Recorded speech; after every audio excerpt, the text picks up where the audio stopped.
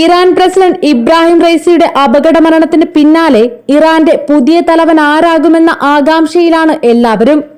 ഇറാനിൽ നിന്ന് വരുന്ന വാർത്തകൾ മൊസാദിനും ഇസ്രായേലിനും ആശ്വസിക്കാവുന്നതല്ല.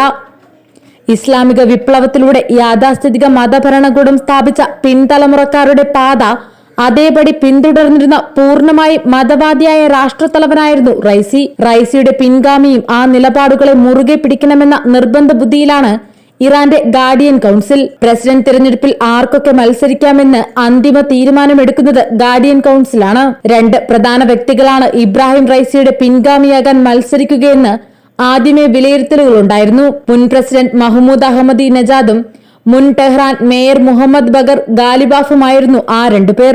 എന്നാൽ തിരഞ്ഞെടുപ്പിൽ മത്സരിക്കുന്നതിൽ നിന്ന് കൗൺസിൽ ഒരിക്കൽ കൂടി നജാദാനെ വിലക്കിയിരിക്കുകയാണ്. അതേസമയം രാജ്യത്തെ അർദ്ധസൈനിക വിഭാഗമായ റവല്യൂഷണറി ഗാർഡുകളുമായി അടുത്ത ബന്ധമുള്ള മുഹമ്മദ് ബഗർ ഗാലിബാഫിന്റെ സ്ഥാനാർത്ഥിത്വത്തിൽ കൗൺസിലിന് എതിരഭിപ്രായമില്ല. തിരഞ്ഞെടുപ്പിൽ മത്സരിക്കാൻ പാർലമെന്റ് സ്പീക്കറെയും മറ്റ് 5 സ്ഥാനാർത്ഥികളെയുമാണ് ഗാർഡിയൻ കൗൺസിൽ അംഗീകരിച്ചിരിക്കുന്നത്. കൗൺസിലിന്റെ തീരുമാനം റൈസിക്ക് പകരക്കാരനെ കണ്ടെത്താനുള്ള 2 ആഴ്ച മാത്രം നീളുന്ന അതിവേഗ പ്രചാരണത്തിന് തുടക്കമിട്ടിരിക്കുകയാണ്. ഇറാന്റെ പരമോന്നത നേതാവ് ആയത്തുള്ള അലി ഖമേനിയുടെ അടുത്ത അനുയായിയായിരുന്നു റൈസി. റൈസി ഖമേനിയുടെ പിൻഗാമിയാകുമെന്ന് കരുതിയിരിക്കെയാണ് അപ്രതീക്ഷിത മരണം. കൗൺസിൽ അംഗീകരിച്ച സ്ഥാനാർത്ഥികളുടെ തിരഞ്ഞെടുപ്പ് ആത്യന്തികമായി ഖമേനിയുടെ മേൽനോട്ടത്തിലുള്ള പുരോഹിതന്മാരുടെയും നിയമജ്ഞരുടെയും പാനലായിരിക്കും നടത്തുക. രാജ്യത്തിന്റെ ഭരണത്തിൽ കാര്യമായ മാറ്റങ്ങൾക്ക് വേണ്ടി വാദിക്കുന്ന സ്ത്രീകളെയോ വ്യക്തികളെയോ സ്ഥാനാർത്ഥികളാക്കാൻ അനുവദിക്കാത്ത ചരിത്രമാണ് ഗാർഡിയൻ കൗൺസിലിനുള്ളത്. മഹ്മൂദ് അഹമ്മദി നജാദിന് വിലക്കേർപ്പെടുത്തിയിരിക്കുന്ന കൗൺസിലിന്റെ താൽപര്യം 62കാരനായ ഗാലിബാഫിനോടാണ്. മതപരമായ കാഴ്ചപ്പാടുകളിലൂന്നി ഇറാന്റെ ഭരണം നടത്താൻ റൈസിക്ക് ശേഷം യോഗ്യനായ വ്യക്തി അദ്ദേഹമാണെന്ന വിലയിരുത്തൽ കൗൺസിലുണ്ടെന്നാണ് റിപ്പോർട്ട്. കഴിഞ്ഞ ആഴ്ച ഖമേനി നടത്തിയ ഒരു പ്രസംഗത്തിൽ ഗാലിബാഫിനെ പരാമർശിച്ചിരുന്നു. പരമോന്നത നേതാവ് ഗാലിബാഫിനെ പിന്തുണയ്ക്കുന്നുവെന്ന സൂചനയായി ഇതിനെ വിലയിരുത്തുന്നവരും കുറവല്ല. ഗാലിബാഫിന് അനുകൂലമായും നജാദിന് പ്രതികൂലമായും കാറ്റ് വീശുന്നതിന് പിന്നിൽ ഇരുവരുടെയും മുൻകാല ഭരണകാലയളവിനെ വിലയിരുത്തിയാണെന്ന അഭിപ്രായം ശക്തമാണ്. ഇറാനിൽ നടന്നുകൊണ്ടിരിക്കുന്ന ജനകീയ പ്രതിഷേധങ്ങളെ അടിച്ചമർത്തുന്നതിൽ ഗാലിബാഫിന്റെ പങ്കാളിത്തം പലപ്പോഴും ഉയർന്നു കേട്ടിട്ടുണ്ട്. 2022 മഹ്സ അമിനി എന്ന യുവതി മതഭരണകൂടത്തിന്റെ ക്രൂരതയാൽ കൊല്ലപ്പെട്ടിരുന്നു. ശിരോവസ്ത്രം ധരിച്ചില്ലെന്ന പേരിൽ മാത്രം പെൺകുട്ടി കൊല്ലപ്പെട്ടതോടെ ക്ഷുഭിതരായ ജനം തെരുവിലിറങ്ങുകയായിരുന്നു.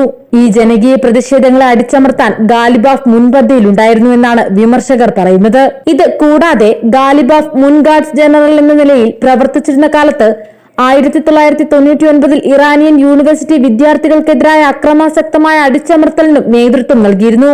2003 രാജ്യത്തിന്റെ പോലീസ് മേധാവിയായിരിക്കെ പ്രതിഷേധിച്ച വിദ്യാർത്ഥികൾക്കെതിരെ വെടിയുതിർക്കാൻ ഉത്തരവിട്ടിട്ടുണ്ട്. ഇറാന്റെ മതപാരമ്പര്യത്തിലൂന്നിയ ഭരണത്തിന് അദ്ദേഹം മുതൽക്കൂട്ടാവുമെന്ന കൗൺസിലിന്റെ ചിന്തകൾക്ക് വഴിവെച്ചത് ഈ പ്രവർത്തനങ്ങളാണ്. 2005ലും 2013ലും പ്രസിഡന്റ് സ്ഥാനത്തേക്ക് ഗാലിബാഫ് മത്സരിച്ചെങ്കിലും പരാജയപ്പെട്ടു. 2017ലെ പ്രസിഡന്റ് തിരഞ്ഞെടുപ്പ് പ്രചാരണത്തിൽ നിന്ന് അദ്ദേഹം പിന്മാറുകയാണ് ഉണ്ടായത്. എല്ലാ പ്രധാന എതിരാളികളും അയോഗ്യരാക്കിയാണ് 2021 റൈസി അധികാരത്തിലെത്തുന്നത്. ഇറാന്റെ ചരിത്രത്തിൽ തന്നെ ഏറ്റവും കുറവ് പോളിംഗ് ശതമാനം രേഖപ്പെടുത്തിയ തിരഞ്ഞെടുപ്പായിരുന്നു അത്.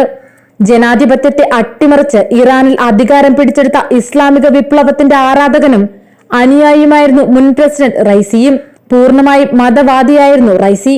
രാഷ്ട്രീയ തടവുകാരെ കൂട്ട വധശിക്ഷയ്ക്ക് വിധിച്ച ന്യായാധിപ സംഘത്തിൽ റൈസിയും ഉണ്ടായിരുന്നുവെന്നാണ് ആരോപണം. അദ്ദേഹം അത് നിഷേധിച്ചിരുന്നുവെങ്കിലും മരിച്ച ശേഷം റൈസിക്ക് മേൽ ആ ആരോപണം തങ്ങി നിൽക്കുകയാണ്. റൈസിയുടെ ഭരണകാലത്ത് ഇറാൻ വലിയ ആഭ്യന്തര പ്രതിഷേധങ്ങളാണ് നേരിട്ടുകൊണ്ടിരുന്നത്. അതിപ്പോഴും തുടരുന്നുണ്ട്.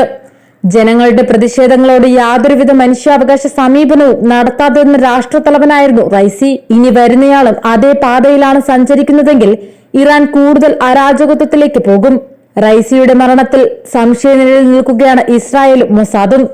തിരിച്ചടിക്കുമെന്ന് ഇറാൻ പ്രഖ്യാപിച്ചും കഴിഞ്ഞു.